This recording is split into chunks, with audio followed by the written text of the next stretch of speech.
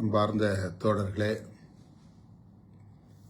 என் உயிரின் உயிரான விடுதலை சிறுத்தைகளே, அனைவருக்கும் வணக்கம்.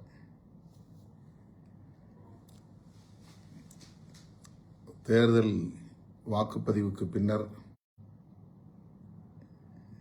இந்த சூழலில் நம்முடைய வேட்பாளர்கள் ஆங்காங்கே வாக்கு எண்ணிக்கைக்கான களப்பணிகளில் ஈடுபட்டு வருகின்றனர். முகவர்களை நியமித்து அவர்களை ஒருங்கிணைக்கிற பணிகளில் ஈடுபட்டு வருகின்றனர். இந்நிலையில் நாம் எல்லோரையும் போல மிகுந்த எதிர்பார்ப்போடு காத்திருக்கிறோம். நம்முடைய தொகுதிகளில் மட்டுமின்றி நாம் அங்கவகிக்கும் திராவிட முன்னேற்றக் கழகத்தின் தலைமையிலான மதசார்பற்ற முற்போக்கு கூட்டணி மகத்தான வெற்றியை பெற வேண்டும் என்கிற எதிர்பார்ப்போடு காத்திருக்கிறோம்.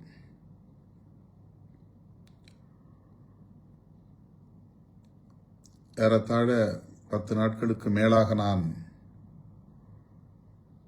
நம்முடைய வேட்பாளர்கள் போட்டியிடும் தொகுதிகளோடு தோழமை கட்சிகளின் வேட்பாளர்கள் போட்டியிடும் தொகுதிகளுக்கும் வாக்கு சேகரிக்கும் பணிகளில் ஈடுபட்டேன். காலை 9 மணியிலிருந்து இரவு 10 மணி வரையில் ஒவ்வொரு நாளும் தீவிரமான வாக்கு சேகரிப்பில் ஈடுபட்டதை நீங்கள் அனைவரும் நன்கு அறிவீர்கள். களத்தில் நாம் நேரில் கண்ட உண்மை, மக்கள் பெருமளவில் திராவிட முன்னேற்றக் கழகத்தின் தலைமையிலான கூட்டணியை ஆதரிக்கிறார்கள் என்பதுதான். மக்களின் பேராதரவோடு நம்முடைய கூட்டணி மாபெரும் வெற்றியை பெறும். அந்த வகையில் விடுதலை சிறுத்தைகள் போட்டியிடும் 8 தொகுதிகளிலும் நாம் வெற்றி பெறுவோம் என்று நான் பெரிதும் நம்புகிறேன். நாம் அனைவரும் அந்த நம்பிக்கையோடு காத்திருப்போம். நான் சில தகவல்களை உங்களோடு பகிர்ந்து கொள்ள விரும்புகிறேன். முதலில் விடுதலை சிறுத்தைகளின் விருதுகள் வழங்கும் விழா தொடர்பான சில தகவல்கள். ஒவ்வொரு ஆண்டும் ஏப்ரல் 14 புரட்சியாளர் அம்பேத்கர் பிறந்த நாள் அன்று நாம் சான்றோர் பெருமக்களை தேர்வு செய்து அவர்களுக்கு விருதுகளை வழங்கி சிறப்பித்து வருகிறோம். தேர்தல் வரும் ஆண்டுகளில் இது அவ்வப்போது தள்ளி போகிறது. தேர்தலில் நாம் தீவிரமான ஈடுபாட்டில் இருந்த நிலையில் விருதுகள் வழங்கும் விழா தொடர்பான நிலைப்பாட்டை எடுக்க இயலவில்லை. அது தொடர்பான அறிவிப்பையும் செய்ய இயலவில்லை. அதற்காக பெரிதும் வருந்துகிறேன்.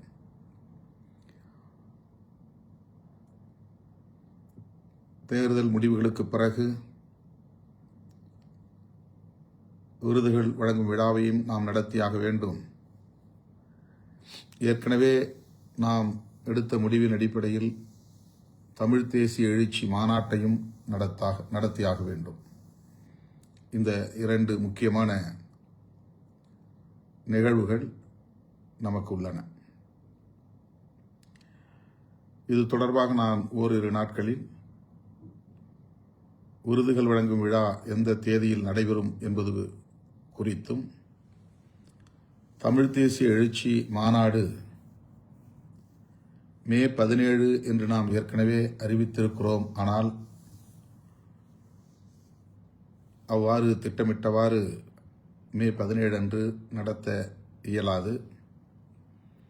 ஆகவே எந்த தேதியில் அந்த மாநாட்டை நாம் நடத்த இருக்கிறோம் என்பது குறித்தும் தேர்தல் முடிவுக்கு பின்னர், ஆனால் மாநாடு தள்ளி போகிறது. ஜூன் மாதம் அல்லது அதற்கு பின்னர் ஏதேனும் ஒரு நாளில், ஜூலையிலோ ஆகஸ்டிலோ நாம் அதை நடத்தலாம் என்று எண்ணியிருக்கிறோம். அது தொடர்பான அறிவிப்பை தேர்தல் முடிவுக்கு பின்னர் அறிவிப்பேன் என்பதையும் தெரிவித்துக் கொள்கிறேன்.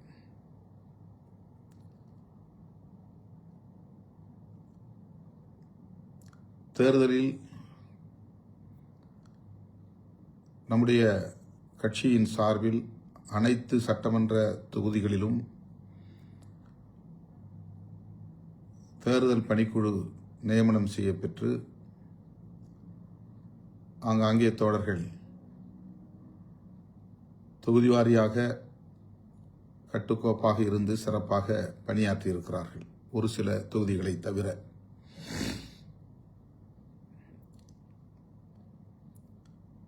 அது தொடர்பான தகவல்கள் திரட்டப்பட்டு வருகின்றன.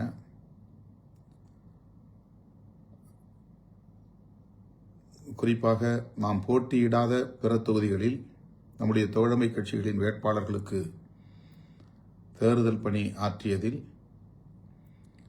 ஒரு சில தொகுதிகளில் இருந்து தோழர்கள் ஒற்றுமையாக இருந்து பணியாற்றவில்லை என்கிற தகவல்கள் வந்துள்ளன. அது குறித்து தகவல்கள் திரட்டப்பட்டு வருகின்றன.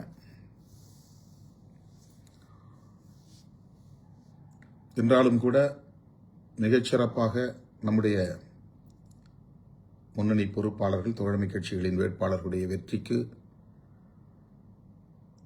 பணியாற்றியிருக்கிறார்கள், தீவிரமாக வாக்கு சேகரித்திருக்கிறார்கள். தோழமை கட்சிகளை சார்ந்த வேட்பாளர்கள் விடுதலை சிறுத்தைகளின் பணிகள் குறித்து என்னை தொடர்பு கொண்டு பெருமிதத்தோடும் நன்றியோடும் சுட்டிக்காட்டியிருக்கிறார்கள். அந்த வகையிலே நான் களப்பணி ஆற்றிய அத்தனை தோழர்களுக்கும் என்னுடைய பாராட்டுதல்களையும் நன்றியையும் தெரிவித்துக் கொள்கிறேன். விரைவில் மாவட்ட செயலாளர்கள் கூட்டம் ஒருங்கிணைக்கப்படும். அந்த தேதியும் பின்னர் அறிவிக்கப்படும். தேர்தல் பணிக்குழுவை சார்ந்தவர்களும், அதாவது இந்த தேர்தலை ஒட்டி ஒவ்வொரு சட்டமன்ற தொகுதிக்கும் நியமனம் செய்யப்பட்ட மேற்பார்வையாளர்கள் மற்றும் ஒருங்கிணைப்பு குழுவை சார்ந்தவர்கள், மாவட்ட செயலாளர்கள் உட்பட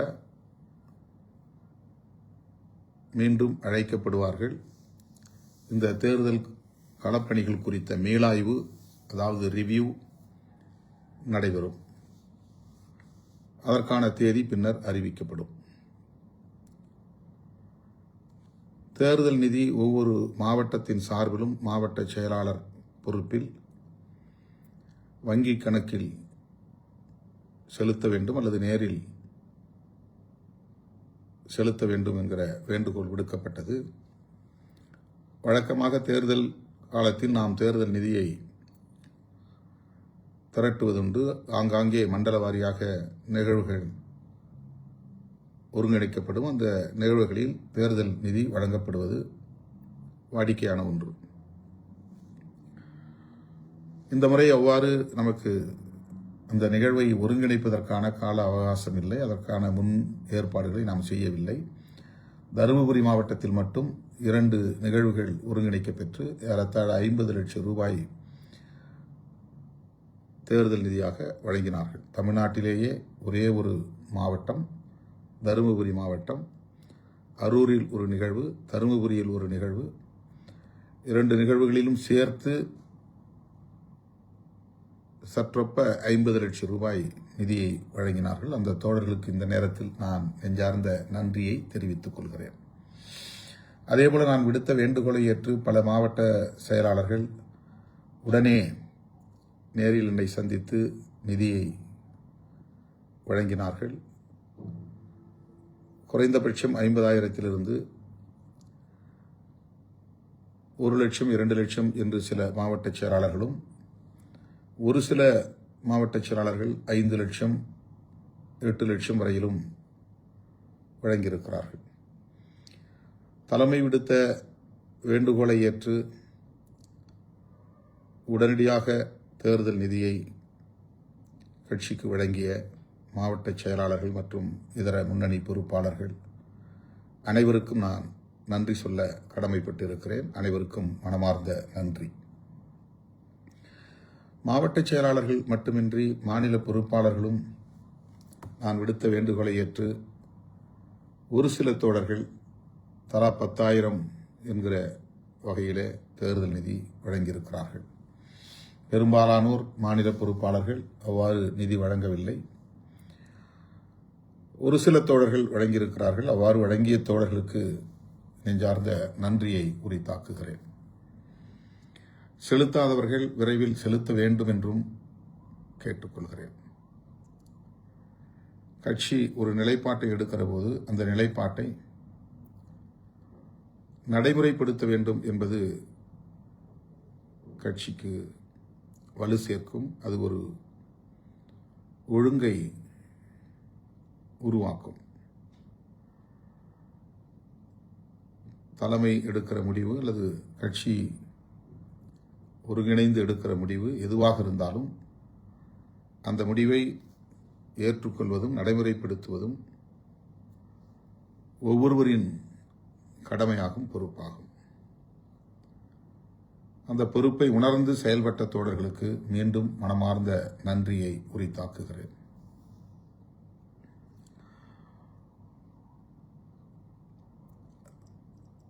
மதசார்பற்ற முற்போக்கு கூட்டணி மாபெரும் வெற்றியை பெறப்போகிறது. அதிலே எந்த மாற்று கருத்தும் இல்லை. நான் ஏற்கனவே சொன்னது போல் கூட்டணி பலம் அதற்கு முதன்மையான காரணம். கடந்த 5 ஆண்டுகளில் திமுக அரசு பெண்களை மையப்படுத்தி தீட்டிய திட்டங்கள், மாணவ செல்வங்களை மையப்படுத்தி தீட்டிய திட்டங்கள், வெற்றிகரமாக அவற்றை நடத்தி நடைமுறைப்படுத்தி நிகழ்த்தியிருக்கிற சாதனைகள் நமக்கு கூடுதல் வலு சேர்ப்பதாக அமைந்துள்ளன. மூன்றாவதாக, இந்த கூட்டணி கொள்கை பிடிப்புள்ள ஒரு கூட்டணி என்பதை நாம் அடுத்தடுத்து நடைபெற்ற தேர்தல்களின் மூலம் உறுதிப்படுத்தி இருக்கிறோம். மதச்சார்பின்மையை முன்னிறுத்தி தமிழகத்தில் மதத்தின் பெயரால், சாதியின் பெயரால் சமூகங்களை பிளவுபடுத்துவதற்கு இடம் கொடுத்து விடக்கூடாது, வன்முறை அரசியலுக்கு வழிவகுத்து விடக்கூடாது, வட இந்திய மாநிலங்களில் நிகழ்வது போன்ற வெறுப்பு அரசியல் இங்கே தலை தூக்கிவிடக்கூடாது என்கிற பொறுப்புணர்வோடு இந்த ஒரு அணி தொடர்ந்து கடமையாற்றி வருகிறது என்பதை மக்கள் உணர்ந்திருக்கிறார்கள். ஆக இந்த கூட்டணியின் மீதான நன்மதிப்பு, ஒரு குட் ஃபெய்த், ஒரு கிரெடிபிலிட்டி, நம்பகத்தன்மை மக்களிடையே வளர்ந்தோங்கி இருக்கிறது. அது நம்முடைய கூட்டணியின் வெற்றிக்கு கூடுதல் பலம். இவை எல்லாவற்றையும் விட விடுதலை சிறுத்தைகள் கட்சி இந்த கூட்டணியை கட்டுக்கோப்பாக வைத்திருப்பதில் எடுத்துக்கொண்ட முயற்சி,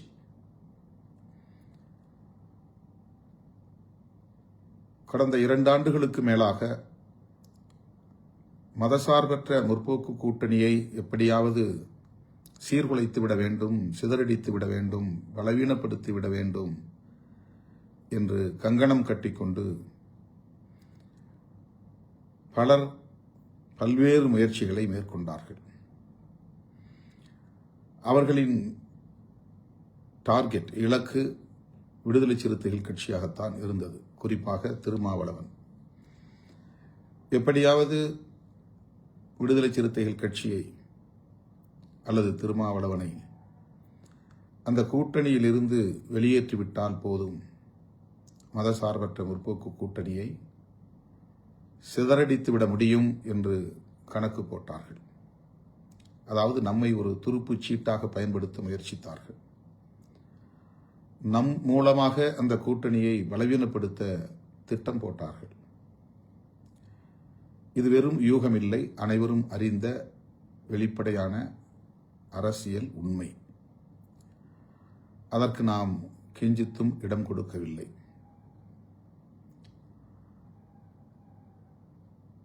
எந்த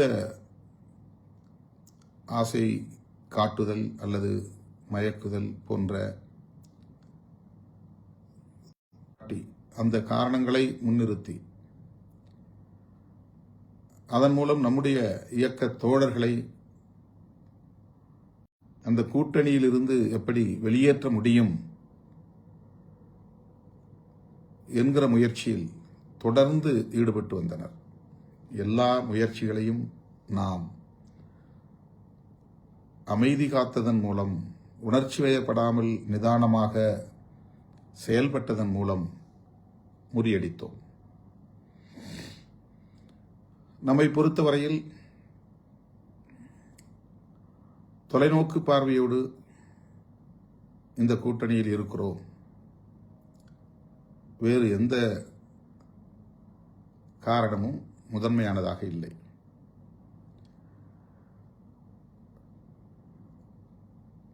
மதவாத சக்திகள், சாதியவாத சக்திகள் பல்வேறு முகமூடிகளை அணிந்து கொண்டு களத்திற்கு வந்திருக்கிறார்கள் என்பதை நாம் அறிவோம். அவர்கள் வலுப்பெற்றால் நாம் பேசும் அரசியலுக்கே பெரும் தீங்கு விளைந்துவிடும். எதிர்காலத்தில் இந்த அரசியலையே நம்மால் பேச முடியாத ஒரு சூழல் உருவாகிவிடும். சாதியின் பெயரால், மதத்தின் பெயரால் சமூக நீதி அரசியலை பின்னுக்கு தள்ளுகிற சதி முயற்சிகள் பல முனைகளில் இருந்தும் நடந்தன. அவற்றையெல்லாம் மிக இலகுவாக நாம் புறந்தள்ளிவிட்டு நாம் எடுத்த நிலைப்பாட்டில் உறுதியாக இருந்தோம். அந்த உறுதிப்பாட்டை பாராட்டுவதற்கு பதிலாக நம்மை கொச்சைப்படுத்துகிற முயற்சிகளில் ஈடுபட்டார்கள். திமுகவுக்கு நாம் துணை நிற்கிறோம் என்கிற அந்த ஒரு கோணத்தில் இருந்து மட்டுமே நம்முடைய நிலைப்பாடுகளை அவர்கள் அணுகினார்கள், அலசினார்கள். கூடுதல் இடங்களை பெறுவதற்கு வாய்ப்பிருந்தும் திருமாவளவன் அந்த முயற்சியை மேற்கொள்ளவில்லை. இது ஒரு விமர்சனம்.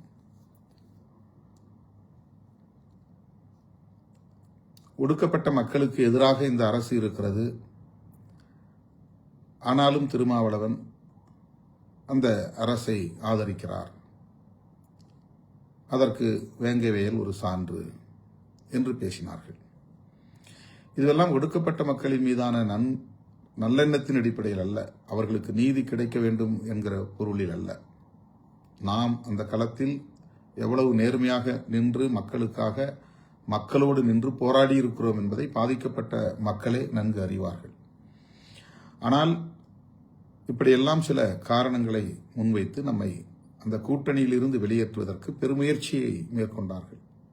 நாம் அதற்கு இணங்கவில்லை, உணர்ச்சி வயப்படவில்லை. அதற்கு ஒரே காரணம், நாம் அங்கம் வகிக்கிற அந்த கூட்டணி நம்முடைய கூட்டணி, நாம் இணைந்து இடதுசாரி சக்திகளோடும் இதர ஜனநாயக சக்திகளோடும் இணைந்து பயணிக்கிற ஒரு கூட்டணி. அந்த கூட்டணியை பலவீனப்படுத்திவிட்டு தற்காலிகமான ஒரு லாபத்திற்காக அல்லது ஆதாயத்திற்காக ஒரு முடிவை எடுத்து காலத்தால் பழிக்கும் அளவுக்கு, களங்கம் உருவாகக்கூடிய அளவுக்கு ஆளாகிவிடக்கூடாது என்கிற எச்சரிக்கை உணர்வு. இந்த எச்சரிக்கை உணர்வை சமூக ஊடகங்களில் விவாதிக்கக்கூடியவர்கள் யாரும் சுட்டிக்காட்டி பாராட்டவில்லை. எத்தனையோ வாய்ப்புகள் இருந்தும் எவ்வளவோ ஆசை காட்டியும் கூட அதற்கு இணங்காமல் தான் எடுத்த நிலைப்பாட்டில் திருமாவளவன் உறுதியாக இருக்கிறார். அந்த உறுதிப்பாட்டை வரவேற்கிறோம், பாராட்டுகிறோம் என்று சொல்லுவதற்கு சமூக ஊடகங்களில் ஆட்கள் இல்லை. மிக மிக சொற்பமாக ஒரு சிலர் அதை உணர்ந்து வெளிப்படையாக சுட்டிக்காட்டி பாராட்டி இருக்கிறார்கள். ஆகவே இன்றைக்கு மதசார்பற்ற முற்போக்கு கூட்டணி இந்த மாபெரும் வெற்றியை பெறப்போகிறது, திமுக ஆட்சியை கைப்பற்றப் போகிறது என்று சொன்னால் அதற்கு விடுதலை சிறுத்தைகளின் அணுகுமுறையும் விடுதலை சிறுத்தைகளின் உறுதிப்பாடான நிலைப்பாடும் ஒரு காரணம் என்பதை யாரும் மறந்துவிட முடியாது, மறுத்துவிட முடியாது. இதை யாரும் சுட்டிக்காட்டி விவாதிக்கப் போவதில்லை. ஆனால் நாம் உணர்ந்தாக வேண்டும், நீங்கள் உணர்ந்தாக வேண்டும். நாம் சராசரி அரசியல்வாதிகளைப் போல் செயல்பட்டிருந்தால், கூடுதல் இடங்களுக்காக ஆசைப்பட்டிருந்தால், மாற்றம் என்கிற பெயரில் நாம் வேறொரு முடிவை எடுத்திருந்தால், தமிழ்நாடு அரசியல் தலைகீழாக மாறியிருக்கும் என்பதிலே யாருக்கும் மாற்று கருத்து இருக்க முடியாது. அதை நாம் விரும்பவில்லை.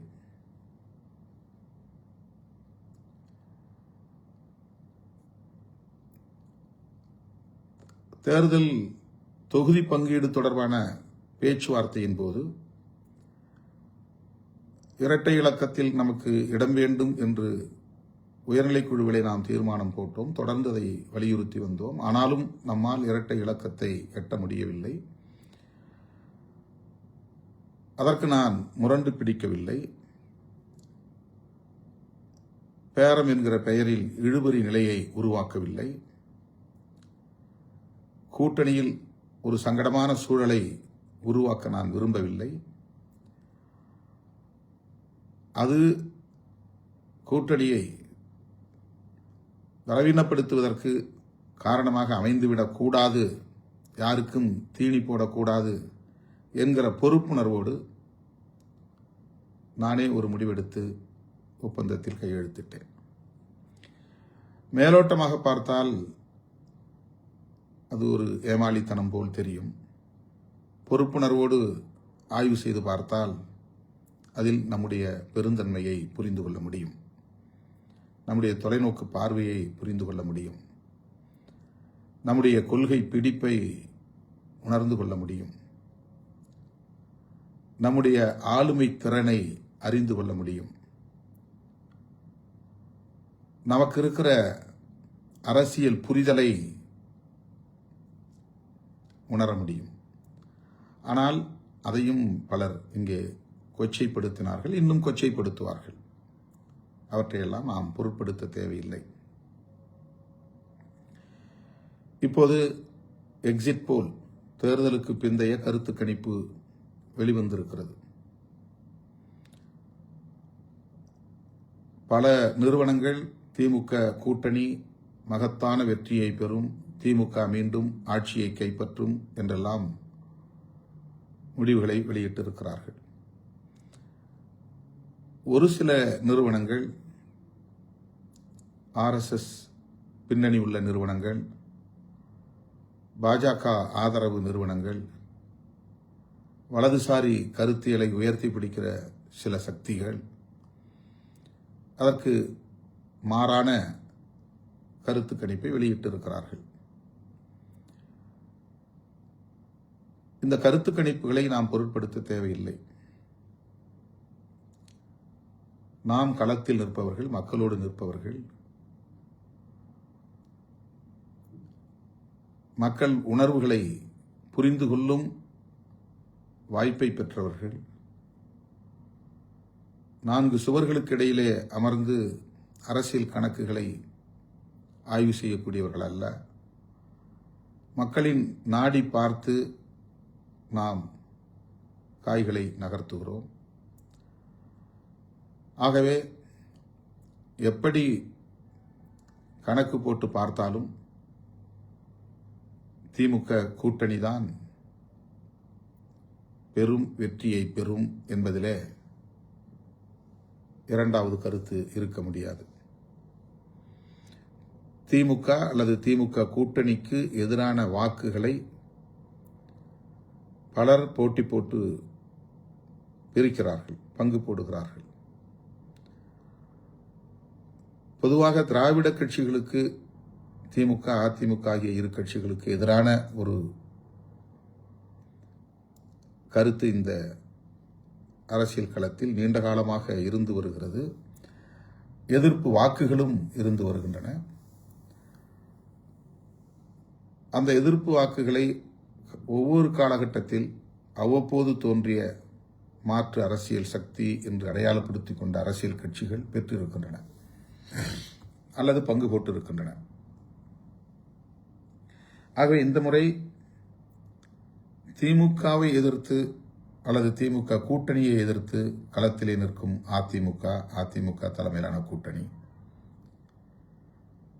விஜய் தலைமையிலான கட்சி, சீமான் தலைமையிலான கட்சி, இவர்கள் அத்தனை பேருக்குமே திமுக எதிர்ப்பு என்கிற ஒன்றுதான் பிரதானமான முதன்மையான அரசியல், அல்லது திமுக கூட்டணி எதிர்ப்பு என்பதுதான் முதன்மையான அரசியல். அவர்கள் மூவரும் அவரவர் சக்திக்கு ஏற்ப இந்த எதிர்ப்பு வாக்குகளை பகிர்ந்து கொள்கிறார்கள், பிரித்துக் கொள்கிறார்கள். புதிதாக களம் காணுகிற தமிழக வெற்றிக் கழகம் திமுக அதிமுக ஆகிய இரண்டு கட்சிகளுக்கும் எதிரான வாக்குகளை பெருவாரியாக பிரித்துக் கொள்ள இருக்கிறார். ஆனால்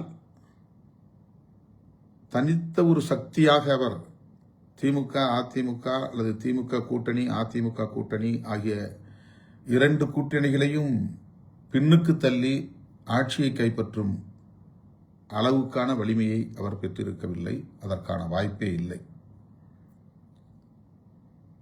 ஆக எப்படி கணக்கு போட்டு பார்த்தாலும் திமுக வெற்றி பெறும், திமுக கூட்டணி வெற்றி பெறும் என்கிற போது நாம் போட்டியிடக்கூடிய 8 தொகுதிகளிலும் நாம் வெற்றி பெறுவதற்கான வாய்ப்பு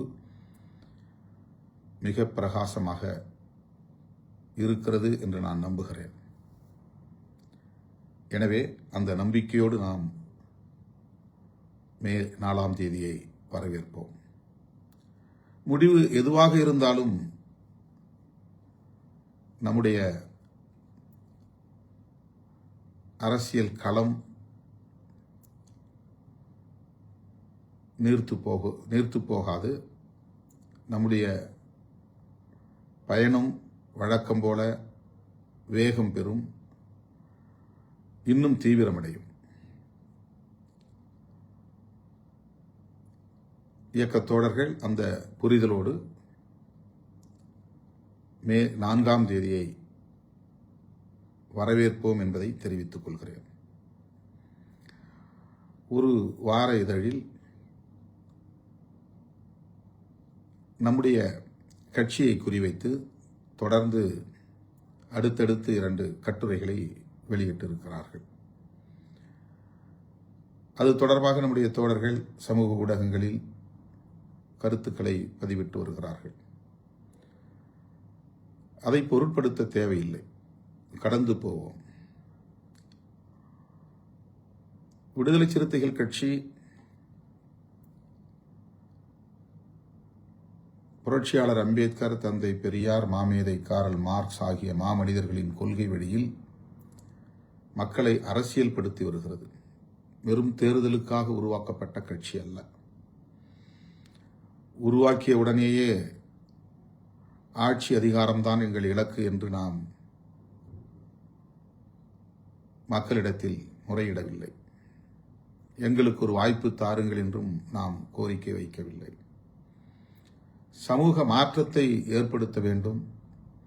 அதற்கு அரசியல் அதிகாரமும் தேவை. அந்த அடிப்படையில் நாம் தேர்தல் களத்தை சந்திக்கிறோம். தேர்தல் களமே நமக்கு முதன்மையானதல்ல, ஆட்சி அதிகாரமே நம்முடைய ஒரே இலக்கும் அல்ல.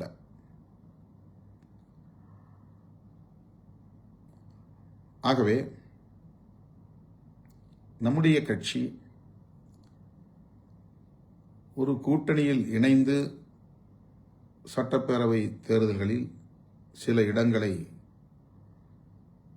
பெற்று வேட்பாளர்களை நிறுத்துகிறோம்.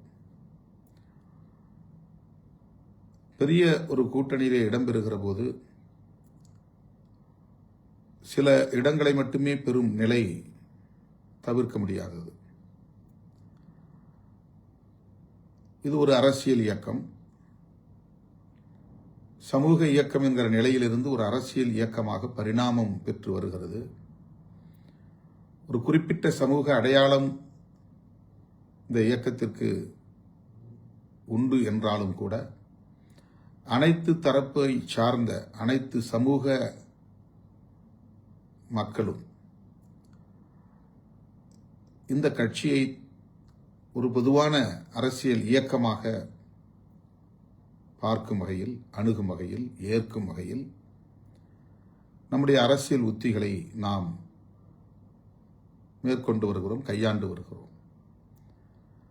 அதன் அடிப்படையில் தான் 6 தொகுதிகளை பெற்றாலும் 2 பொது தொகுதிகள், 8 தொகுதிகளை பெற்றாலும் 2 பொது தொகுதிகள் என்று நாம் பொது தொகுதிகளையும் பெற்று தலித் அல்லாத தோழர்களை வேட்பாளர்களாக நிறுத்தி அவர்களை சட்டமன்றத்திற்கு கடந்த தேர்தலில் அனுப்பியிருக்கிறோம். முதல் முறையாக ஒவ்வொரு சட்டப்பேரவை தேர்தலிலும் ஒரு இஸ்லாமியருக்கு நாம் வாய்ப்பு கொடுத்து சிறுபான்மை சமூகத்தினருக்கான ஒரு பேரியக்கம் இது என்பதை அரசியல் ரீதியாக உறுதிப்படுத்தி இருக்கிறோம். 30 இடங்களை பெற்றாலும் கூட அதிலே ஒரு முஸ்லீமை நிறுத்துவதில்லை என்கிற நிலையை சில கட்சிகள் கையாண்டிருக்கின்றன. 100க்கும் மேற்பட்ட இடங்களில் போட்டியிட்டாலும் ஓரிரு தொகுதிகளில் மட்டும்தான் இஸ்லாமியர்களுக்கு வாய்ப்பளிக்கிற நிலை இருக்கிறது. ஆனால் நாம் 2006, 2011, 2016, 2021 என்று அடுத்தடுத்து சட்டப்பேரவை பொதுத் தேர்தல்களில் நாம் எத்தனை இடங்களை பெற்றாலும் அவற்றில் ஒரு இஸ்லாமியரை கட்டாயமாக வேட்பாளராக்கி இருக்கிறோம். வெற்றி பெற்றாலும் வெற்றி பெறாவிட்டாலும் அந்த வாய்ப்பை தந்திருக்கிறோம். அதேபோல ஒரு ஓபிசி சமூகத்திலிருந்து அல்லது எம்பிசி சமூகத்திலிருந்து ஒரு வேட்பாளரை நிறுத்த வேண்டும் என்கிற அடிப்படையில் கடந்த முறை தம்பி பாலாஜியை திருப்போரூரில் நாம் நிறுத்தினோம்.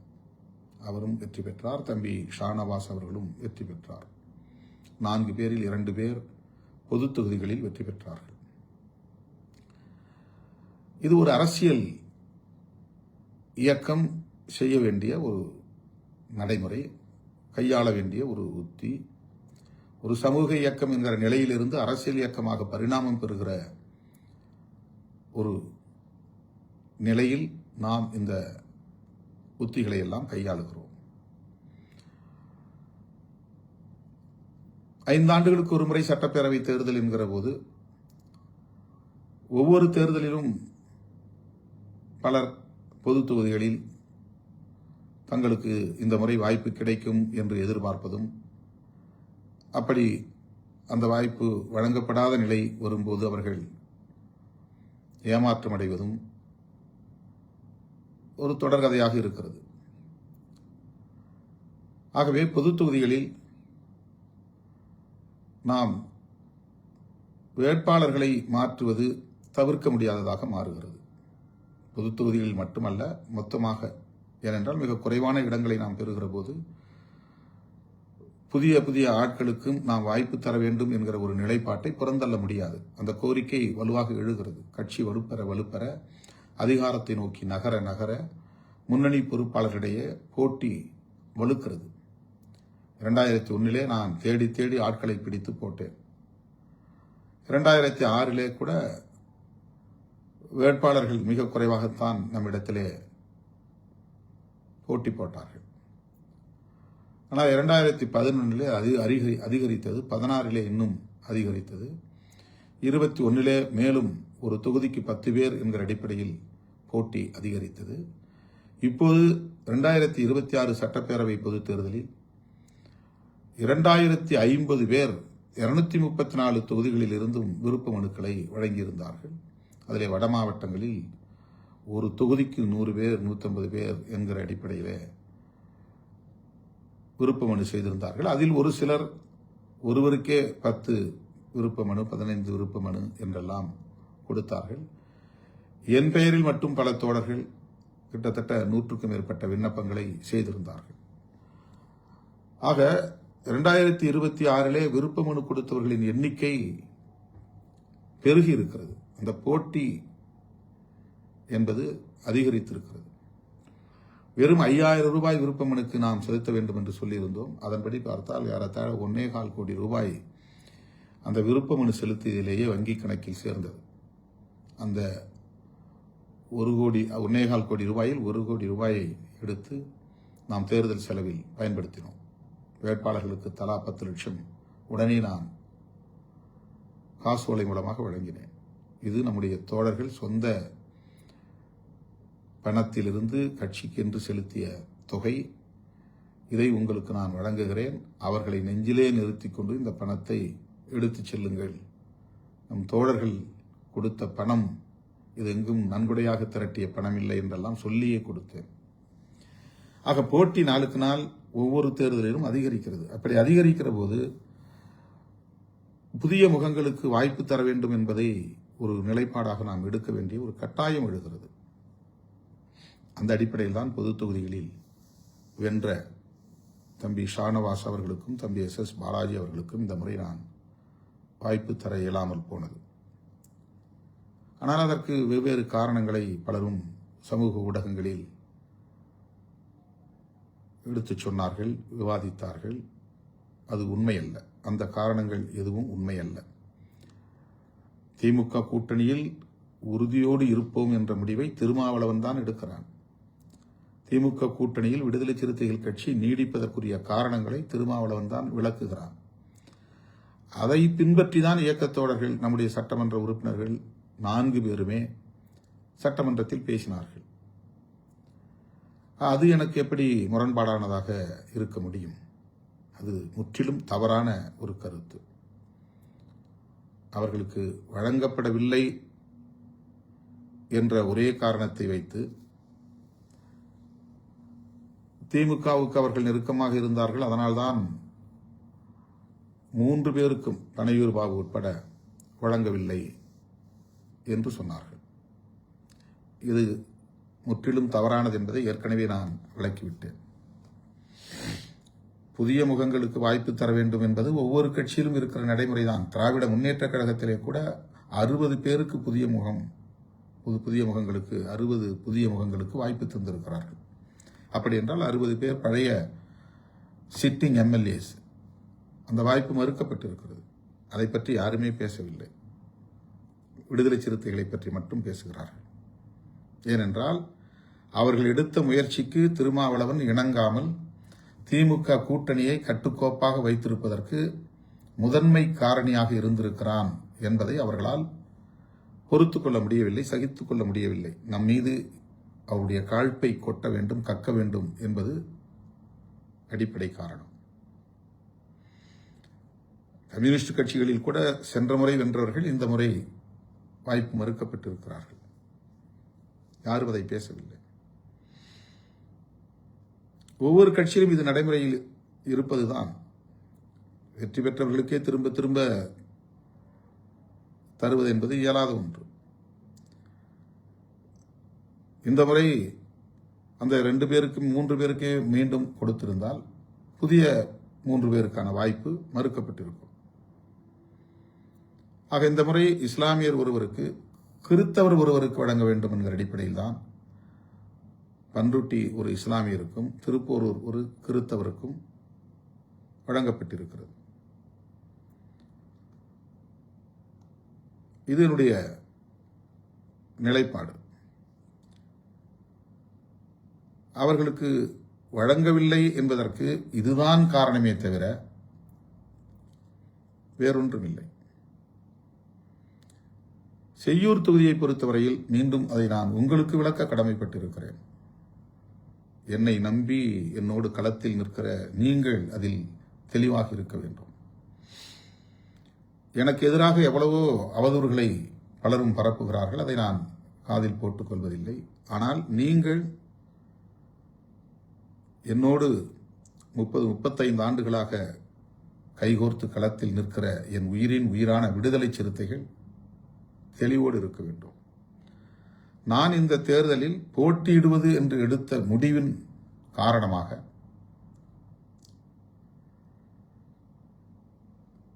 ஒரு அதிர்ச்சி அல்லது பலருக்கும் வியப்பை தருகிற ஒரு நிலை உருவானது. ஏன், என்ன காரணம்? இவர் எம்பியாக இருக்கிறார். இன்னும் 3 ஆண்டுகள் பதவி காலம் இருக்கிறது. எம்பி பதவியை ராஜினாமா செய்துவிட்டு சட்டமன்ற தேர்தலில் போட்டியிட வேண்டும் என்று ஏன் இவர் முடிவெடுத்தார்?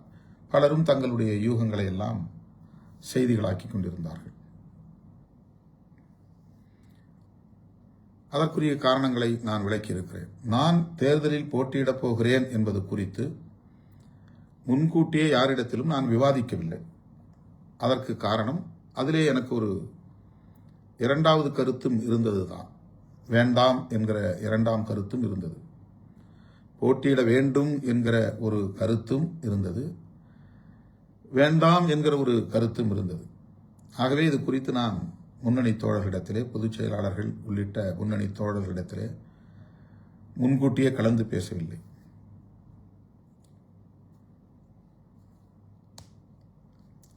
திடுமென நான் போட்டியிடுவதாக அறிவித்தேன். நம்முடைய தோழர்கள், முன்னணி தோழர்கள் பலரும் அதிர்ச்சி அடைந்தார்கள். மற்றவர்கள் எப்படியோ அது வேறு. நம்முடைய தோழர்கள், நான் போட்டியிடுவது என்று முடிவெடுத்ததும் காட்டுமன்னார்குடி தொகுதியில்தான் என்று அறிவித்ததும், அதனால் கட்சியின் பொதுச் செயலாளர் சிந்தனை செல்வன் அவர்களை செய்யூருக்கு மாற்றியதும், அதன் அடிப்படையில் இயக்கத் தோழர்கள் அதிர்ச்சிக்குள்ளானதும் ஒரு இயல்பான நிலைதான். நான் போட்டியிடுவதென்று முடிவெடுத்த பிறகு நான் 8 தொகுதிகளில் எந்த இடத்திலும் தலைவர் என்கிற முறையிலே போட்டியிட முடியும். பெரியகுளத்தில் கூட நான் போட்டியிடலாம், அல்லது செய்யூரில் கூட நான் போட்டியிடலாம். ஆனால் டெஸ்டட் அண்ட் ப்ரூவ்டு, சோதிக்கப்பட்டு நிரூபிக்கப்பட்ட வாக்கு வங்கி நமக்கு காட்டுமன்னார் கோவிலில் உள்ளது. அங்கே விண்ணப்பம் செய்துவிட்டு நான் 8 தொகுதிகளுக்கும் சுற்றுப்பயணம் மேற்கொள்ள முடியும், பிற தொகுதிகளுக்கும் சுற்றுப்பயணம் மேற்கொள்ள முடியும். அந்த வசதிக்காக காட்டுமன்னார்குடியை நான் தேர்வு செய்யும் போது சிந்தனை செல்வன் அவர்களை ஒரு பாதுகாப்பான தொகுதி செய்யூர் என்கிற அடிப்படையில் செய்யூருக்கு மாற்ற வேண்டியிருந்தது. ஆக அவரை செய்யூருக்கு மாற்றியதால் பனையூர் பாபுக்கு அங்கே வாய்ப்பு தர இயலவில்லை.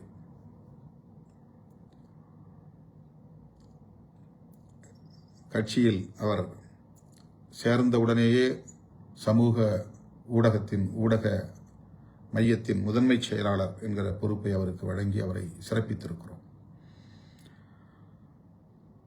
அதன் பிறகு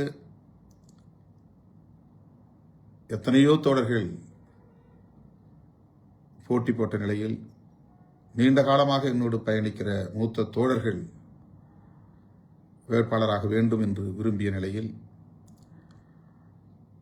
அந்த தொகுதியில் பனையூர் பாபு அவர்களுக்கு ஒரு வாய்ப்பை தந்து சட்டமன்ற உறுப்பினராக்கியிருக்கிறோம்.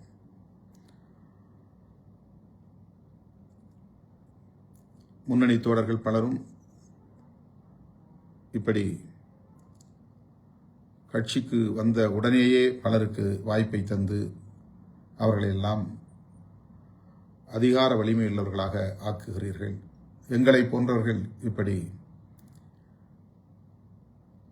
இன்னும் அந்த இடத்தை தொட முடியாத நிலையில் இருக்க வைத்திருக்கிறீர்களே என்று அப்போது பேசியிருக்கிறார்கள், வருத்தப்பட்டிருக்கிறார்கள். அதன் பின்னர் வழக்கம் போல நான் எடுத்த முடிவுக்கு முழுமையான ஒத்துழைப்பை நல்கி அரும்பாடுபட்டு அந்த தொகுதிகளில் 4 இடங்களில் நாம் வெற்றி பெறுவதற்கு பணியாற்றியிருக்கிறார்கள், ஒத்துழைத்திருக்கிறார்கள். ஆகவே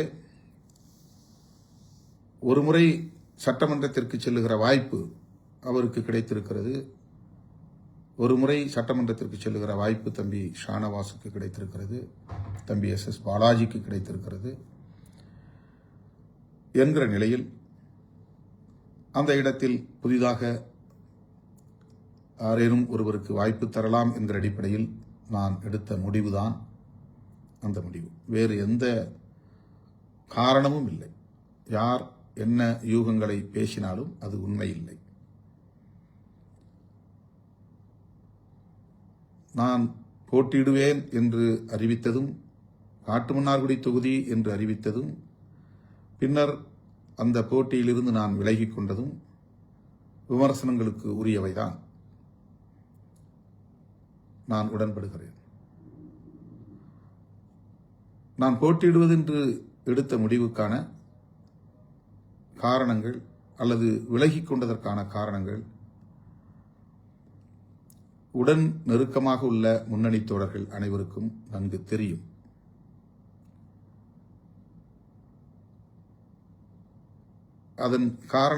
அதற்கான காரணங்களை நான் ஓரளவுக்கு விளக்கியும் சொல்லியிருக்கிறேன்.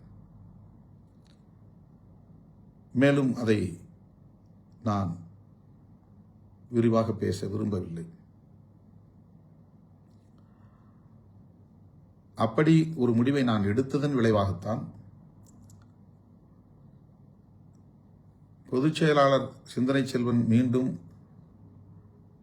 காட்டுமன்னார்குடியில் போட்டியிடுவதற்கான சூழல் அமையவில்லை. செய்யூருக்கு அவரை மாற்ற வேண்டிய நிலை உருவானது. இந்த உண்மை பனையூர் பாபு அவர்களுக்கும் சரி, தம்பி SS பாலாஜி அவர்களுக்கும் சரி, ஷா நவாஸ் அவர்களுக்கும் சரி விளங்கும் என்று நான் அறிவேன், விளக்கியும் இருக்கிறேன். வேட்பாளரை அறிவித்த அடுத்த நாளே தம்பி பாலாஜி வந்து தங்களின் முடிவுக்கு நான் கட்டுப்படுகிறேன், களப்பணி ஆற்றுகிறேன் என்று மனந்திறந்து பேசினார். ஓரிரு நாட்களுக்கு பின்னர் தம்பி ஷானவாஸ் நேரிலே வந்து என்னை சந்தித்து பேசினார். அப்போதே அவர்களுக்கு நான் கட்சியில் பொறுப்புகளை அறிவிப்பதாகத்தான் எண்ணியிருந்தேன். அவர்கள் இருவருமே அவசரமில்லை, தேர்தல் முடியட்டும் என்று என்னிடத்திலே கூறியிருந்தார்கள். அவர்களோடு கலந்து பேசிதான் இந்த பொறுப்பை அவர்களுக்கு அறிவித்துள்ளேன்.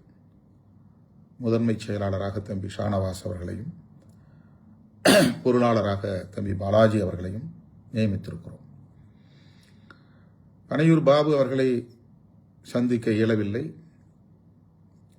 அவரோடு கலந்து பேசி அவருக்கு விருப்பமான பொறுப்பு என்னவோ அந்த பொறுப்பை வழங்க எண்ணி இருக்கிறோம். ஆனால்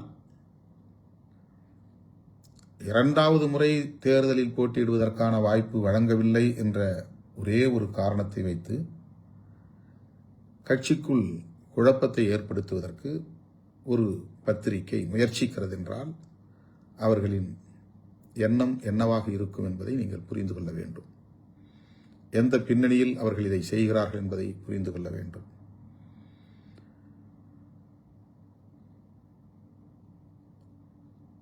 அதாவது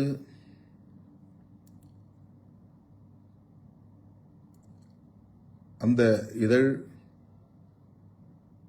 திமுகவுக்கும் திமுக கூட்டணிக்கும் எதிராக தொடர்ந்து பல கட்டுரைகளை தேர்தலுக்கு முன்பும் தேர்தலுக்கு பின்பும் எழுதி வந்ததை நாம் அறிவோம். அதுதான் அவர்களின் நிலைப்பாடு. அது நீண்ட காலமாக அவர்கள் திமுகவுக்கு எதிராகத்தான் செயல்பட்டு வருகிறார்கள்.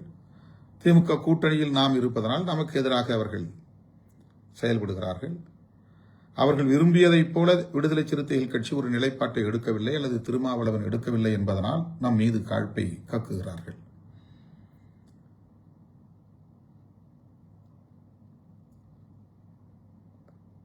தோழர்களே, விடுதலை சிறுத்தைகள் கட்சி ஒரு நெடுங்கால கனவை சுமந்து களத்தில் பணியாற்றிக் கொண்டிருக்கிறது. புரட்சியாளர் அம்பேத்கர் கண்ட கனவு ஒரு மதசார்பற்ற தேசத்தை கட்டமைக்க வேண்டும், அது ஒரு சமத்துவ இந்தியாவாக அமைய வேண்டும் என்பதுதான் மாமனிதர் புரட்சியாளர் அம்பேத்கர் அவர்களின் நெடுங்கால கனவு. அதற்காக அவர் வகுத்து கொடையளித்திருப்பது அரசமைப்பு சட்டம். அந்த அரசமைப்பு சட்டத்தின் உயிர்மூச்சு கோட்பாடுகளுள் ஒன்று மதச்சார்பின்மை. அந்த மதச்சார்பின்மை என்கிற ஒரு மகத்தான கோட்பாட்டுக்கு ஊறு விளைவிக்கும் உள்நோக்கம் கொண்ட கட்சிகள் நமக்கு எதிராக நிற்கின்றன. வெளிப்படையாக கூட்டணி அமைத்தும் களத்தில் நிற்கிறார்கள். நம்மை போலவே அரசியல் பேசிக்கொண்டே இந்த மதசார்பின்மை, சமத்துவம், சமூக நீதி போன்றவற்றுக்கு எதிரான சக்திகளோடு உறவாடிக்கொண்டே களத்தில் இருப்பவர்களும் இருக்கிறார்கள். குறிப்பாக விஜய் அவர்கள் பாஜக எங்கள் கொள்கை எதிரி என்று சொன்னார். அந்த ஒற்றை சொல்லை தவிர இதுவரையில் அடுத்த வார்த்தை பாஜகவுக்கு எதிராக அவர் பேசியதே இல்லை. அவருடைய நோக்கம் திமுக ஆட்சியை இங்கிருந்து அப்புறப்படுத்த வேண்டும் என்பது மட்டும்தான். அந்த ஆட்சியை அப்புறப்படுத்திவிட்டால் அடுத்து யார் ஆட்சிக்கு வருவார்கள் என்பதை பற்றி அவருக்கு கவலை இல்லை. பாஜக அங்கம் வகிக்கும் அதிமுக வந்தாலும் அவருக்கு பிரச்சனை இல்லை. ஆக அந்த நோக்கில் தான் அவர் செயல்படுகிறார் என்பதை தேர்தல் களத்தில் நாம் அம்பலப்படுத்தி இருக்கிறோம். அந்த கருத்துக்கு வலு சேர்க்கக்கூடிய சக்திகளுள், அந்த நோக்கமுள்ள சக்திகளுள் ஒன்றுதான் நமக்கு எதிரான கட்டுரையை வெளியிட்டிருக்கிற ஒரு இதழ். அவர்கள் எப்போதும் நம்மை ஊக்கப்படுத்தியதில்லை, அங்கீகரித்ததில்லை. கடந்த காலங்களிலும் நமக்கு எதிராக எத்தனையோ பல கட்டுரைகளை வெளியிட்டிருக்கிறார்கள் என்பதை நாம் அறிவோம். அதற்காக நாம் அவர்களுக்கு எதிரான எந்த அவதூறிலும் நாம் ஈடுபட்டதில்லை, எதிர்வினை ஆற்றியதில்லை. அவர்கள் மட்டுமல்ல, எந்த ஊடகமும் நம்மை பெரிதாக உயர்த்தி பிடித்ததில்லை, ஒரு பொருட்டாகவும் நம்மை எடுத்துக்கொண்டதில்லை. அதை பற்றி நாம் கவலைப்பட்டதும் இல்லை, கவலைப்பட போவதும் இல்லை. நாம் மக்களோடு களத்தில் நிற்கிறோம், மக்களோடு எப்போதும் போராடி கொண்டே இருப்போம். மக்கள் நம்மை ஏற்றுக்கொள்ளும் காலம் வரையில் தீவிரமாகவே நாம் பணியாற்றுவோம்.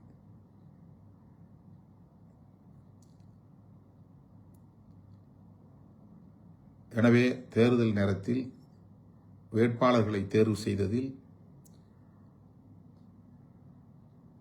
குறிப்பாக நான் போட்டியிடுவதென்று முடிவெடுத்ததில் அதன் அடிப்படையில் சில நிலைப்பாடுகளை நான் மேற்கொள்ள நேர்ந்தது. அதில் எந்த உள்நோக்கமும் இல்லை. தனிப்பட்ட முறையில் ஒருவரை மனதிலே வைத்து